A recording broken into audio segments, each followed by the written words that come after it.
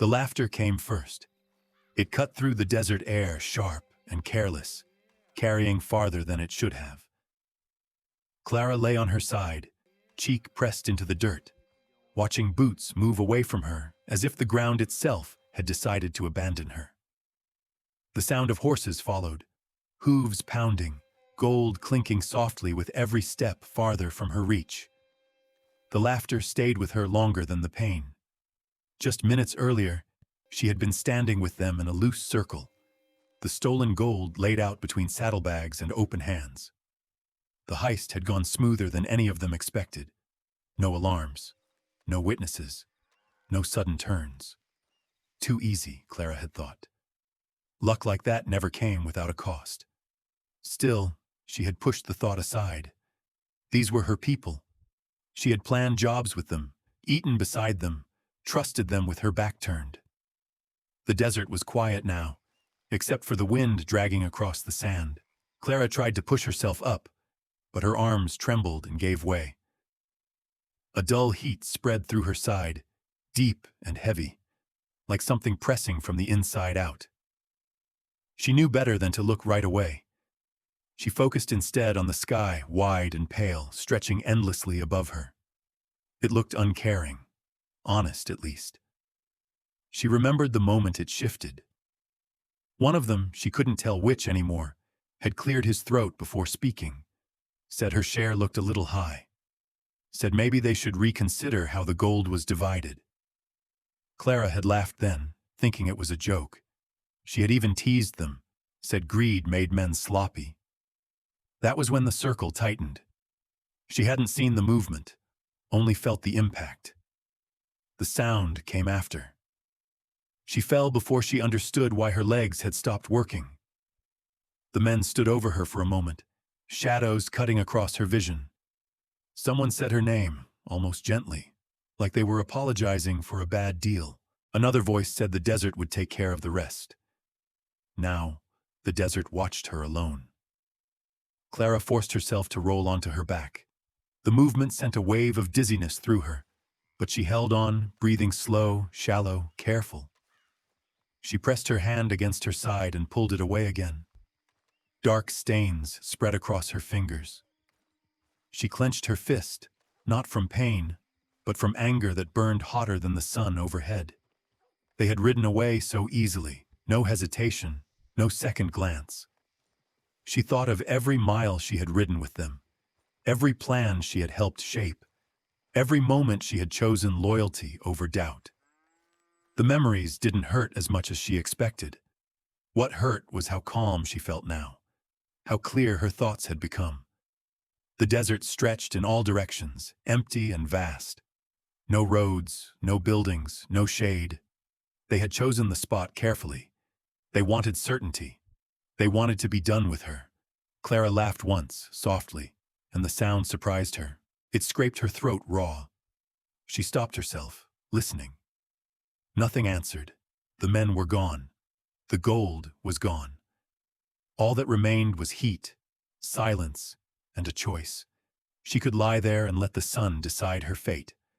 The desert was good at finishing unfinished things. Or she could move. The pain reminded her she was still alive. That mattered. She shifted again, slower this time, finding a position that didn't steal her breath completely. Each movement felt like dragging herself through thick mud. The sun climbed higher, pressing down, draining strength she couldn't afford to lose. Still, she refused to close her eyes for long. As the hours crawled by, the laughter replayed in her mind, not as noise but as a promise. They believed the desert would erase her. They believed time and distance would bury what they had done. Clara stared at the horizon, jaw set, teeth clenched against the ache. The desert hadn't killed her yet. And as long as she was breathing, the story wasn't finished. They had left her for dead. They had made a mistake. Clara did not measure time by hours anymore. She measured it by the rise and fall of the sun, by how long she could stay on her feet before the world tilted, by how far she could move before her body demanded rest. The desert gave her no mercy and no markers. Every step forward felt like a question with no clear answer. She tore what was left of her shirt and pressed the fabric tight against her side. The pain was constant, but it had settled into something dull and heavy, like a weight she carried instead of a wound she feared. She knew fear would slow her down.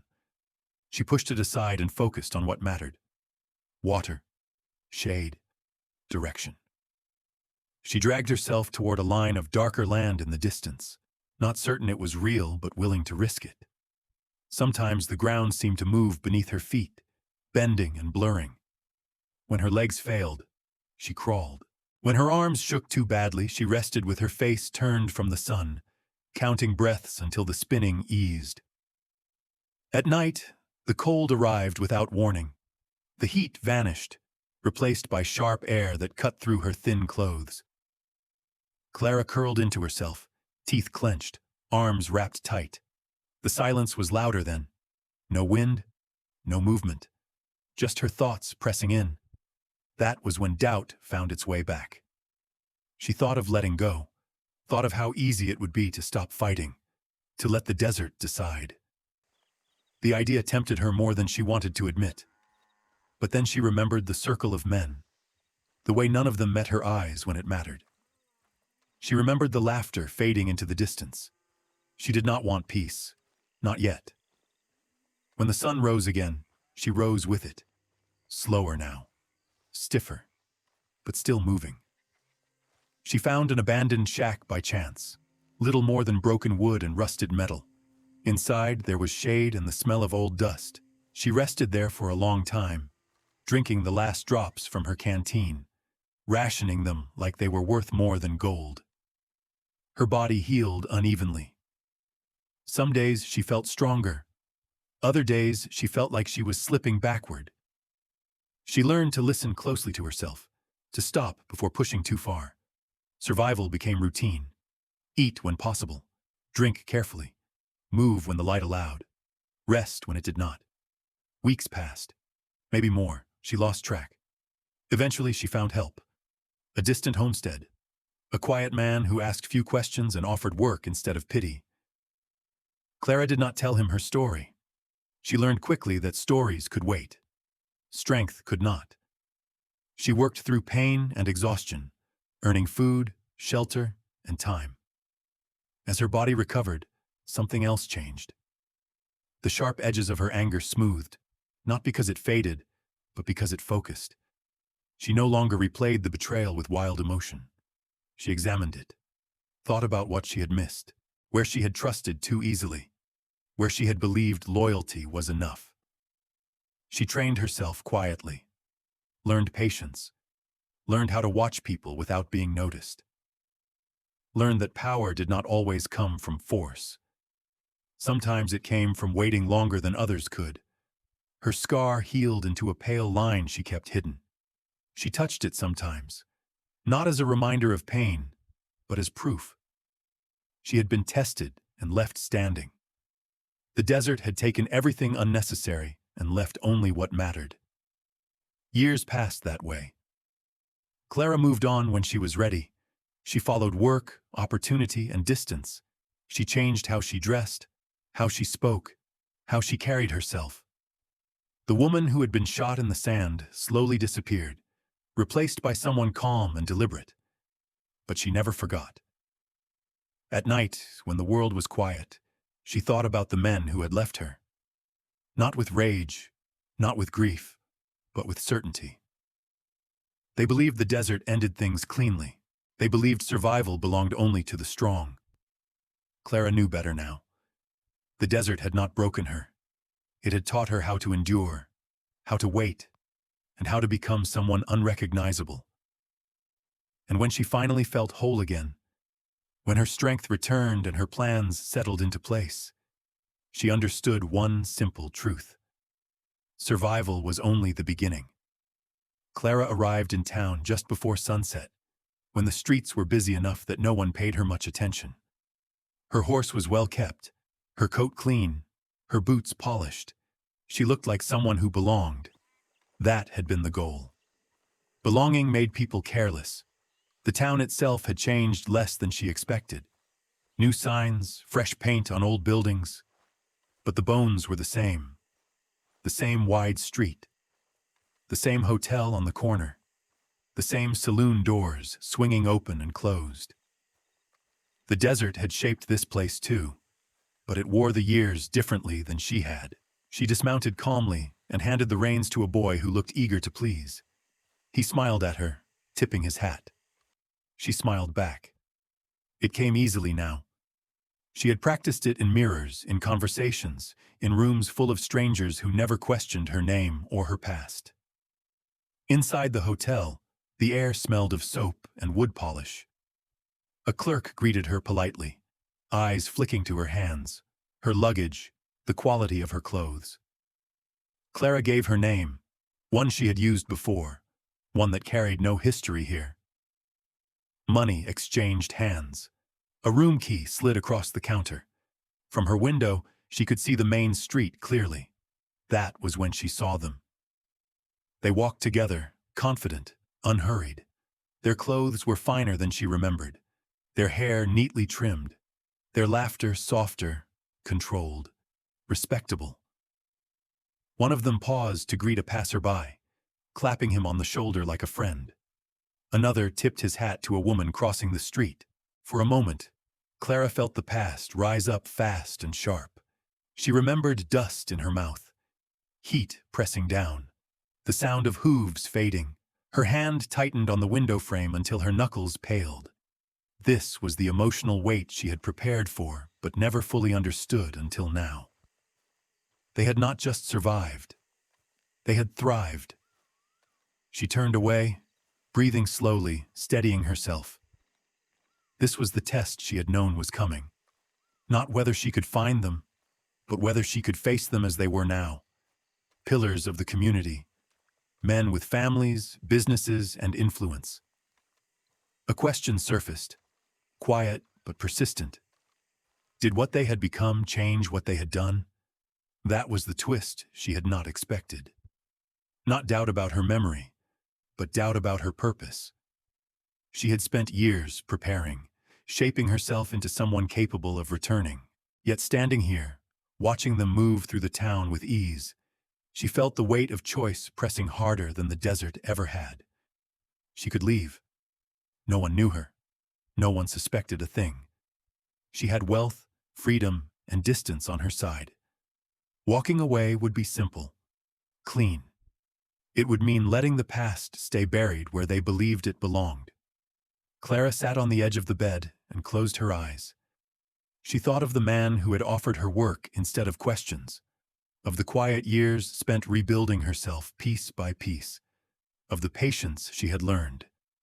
Survival had given her options.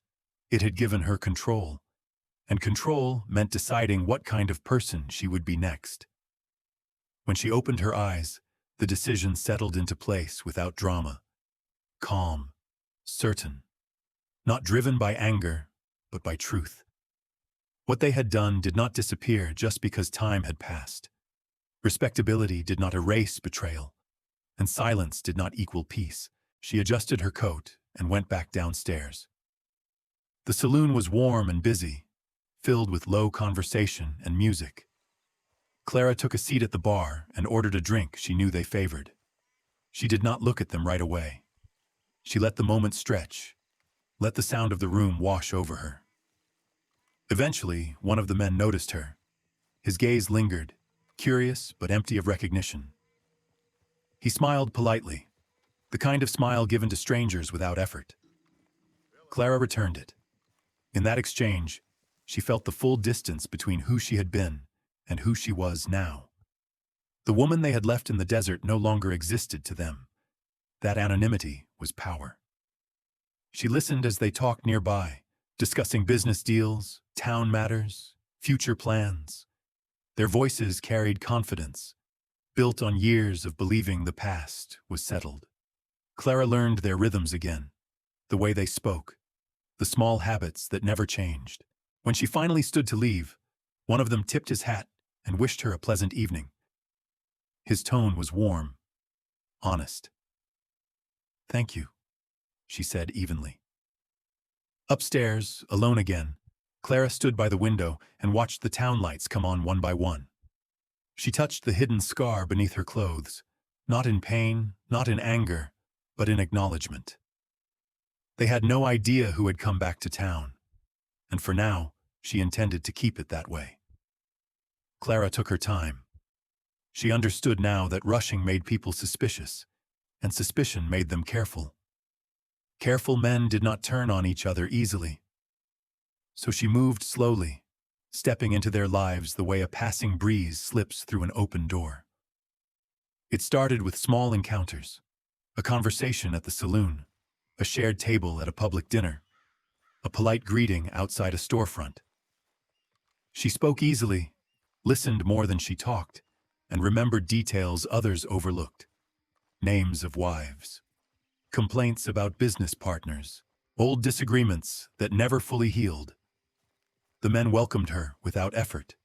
She was pleasant, well-spoken, and clearly successful. Success earned trust faster than kindness ever could. They asked where she came from. She gave answers that were true enough to sound honest and vague enough to avoid questions. Trade routes, investments, time spent away from settled places. She noticed how they watched each other when they thought no one else was looking. Years of shared history had not made them loyal. It had made them cautious. Clara saw it in the pauses before replies, the tight smiles, the way one man always counted the glasses after a round of drinks. They were partners, not friends, and partners kept score. She encouraged the cracks gently. A quiet comment here, a suggestion there. She never accused. She never pushed. She simply let ideas sit in the open, where they could grow on their own. She mentioned overheard concerns, framed as worry. She asked harmless questions that carried sharp edges if thought about too long. One evening, she spoke to one of them alone, mentioning that another had been asking about old accounts. She said it lightly, as if passing along a rumor she barely believed.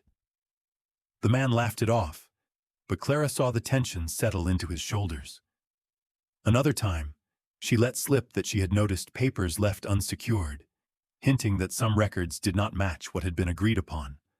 She offered no judgment, just curiosity. That was enough. Soon they stopped speaking freely when the others were nearby. Conversations lowered, meetings grew shorter. Trust thinned like worn fabric. Clara remained calm and pleasant through it all. She dined with them separately, learning each man's version of the past. Each story placed blame somewhere else. Each man believed himself the reasonable one, the fair one. Clara nodded, sympathized, and never corrected them. People trusted those who seemed to understand. She planted evidence carefully. Nothing dramatic, just enough to confirm doubts they already carried. A document moved slightly out of place, a letter copied and left where it might be found. A ledger marked in a way that raised questions. They did the rest themselves. Accusations stayed unspoken at first, but they shaped every interaction. A business deal delayed, a handshake that lingered too long, a smile that vanished too quickly. Clara watched it all with measured patience, reminding herself not to rush the ending. At times, she felt the strain of living two lives, the friendly stranger and the quiet observer. There were moments when one of them surprised her with kindness, when laughter felt almost real again. Those moments tested her resolve. She reminded herself why she was there, not for chaos, not for cruelty, but for balance, for truth brought into the open, no matter how long it took. As weeks passed, the tension grew heavy. Each man believed the others were plotting. Each believed he was the next to be pushed aside.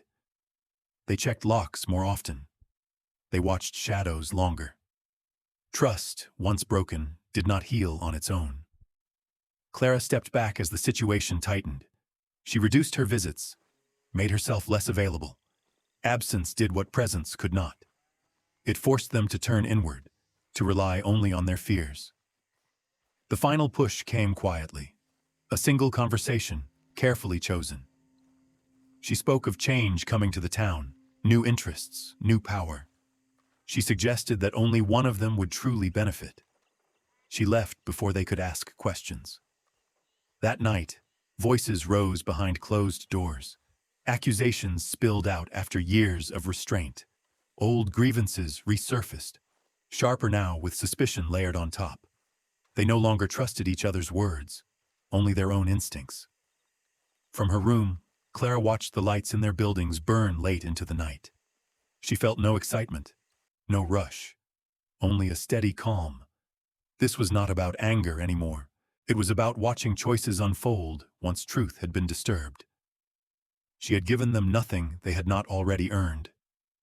And as the town settled into uneasy silence, Clara knew the moment was approaching when her role would end, and theirs would finally begin. The tension broke just before dawn, when the town was quiet enough for every sound to matter. Doors opened too fast. Voices rose where they should have stayed low. The careful balance the men had built over years finally gave way under the weight of their own fear. They gathered in the office where it had all begun for them, the place where deals were signed and trust was once assumed. Now nothing felt certain. Each man stood apart, eyes sharp, hands unsteady. No one wanted to be the first to speak, because speaking meant revealing too much. Accusations came anyway. Someone mentioned missing money. Someone else denied it too quickly. Old arguments surfaced, ones Clara had heard in fragments, now spoken in full. Each man believed he had been patient long enough. Each believed the others had crossed a line. Outside, the town slept. Inside, the air grew tight with anger and regret. Words failed. Pride took over. Decisions were made in seconds that could not be undone. When the noise finally stopped, only one man remained standing. He leaned against the desk, breathing hard, the room around him wrecked by the choices they had all made. His hands shook as he looked at the others, realizing too late that none of them had truly won. Whatever he thought he had protected was gone. That was when Clara stepped into the doorway. She had waited until the end, just as she always planned. Her footsteps were calm, measured, almost gentle against the floor. The man turned, startled, confusion crossing his face. He recognized her only as the stranger who had come and gone through their lives, polite and unassuming. "What are you doing here?" he asked, his voice unsteady. Clara said nothing at first. She studied him, the last thread connecting her to the past she had carried for so long. He looked older than she remembered, smaller. Fear had a way of shrinking people. Slowly, she moved closer and stopped a few steps away. "You don't know me," she said evenly, "but you should." He frowned, searching her face. Clara reached up and loosened the collar of her coat. With a deliberate motion, she pulled the fabric aside just enough to reveal the scar along her side, pale but unmistakable. The man froze. Understanding hit him all at once, draining the color from his face. His mouth opened, but no words came out. The room seemed to close in around him as the truth settled where denial had lived for years. "You," he whispered. Clara nodded once. "I lived," she said. No anger, no pride, just fact. He tried to speak again, to explain, to justify, to reach for something that might save him from what he now understood. But there was nothing left to say. The past had caught up, not through force, but through patience. Clara watched as the weight of it broke him. She felt no satisfaction in his fear, no joy in his regret. What she felt was release. The kind that comes when a long-held breath is finally let go. She turned away before he could say her name. When she stepped back into the street, the first light of morning was spreading across the town. People would wake soon. Questions would be asked. Stories would be told. Clara would not be part of them. She returned to her room, packed her belongings, and prepared to leave. There was nothing more for her here. The town would heal in its own way, or it wouldn't. That choice no longer belonged to her. As she rode out, the desert stretched ahead, wide and quiet. The same desert they had trusted to erase her. Clara did not look back. She carried no trophies, no proof, no need for recognition. What she carried was something harder to see. The knowledge that survival had given her power, but restraint had defined who she became. Somewhere behind her, a chapter closed. Somewhere ahead, another waited to be written. And as the sun climbed higher, Clara rode on, leaving behind a town that would never understand how close it came to forgetting the truth, and how quietly the truth had returned.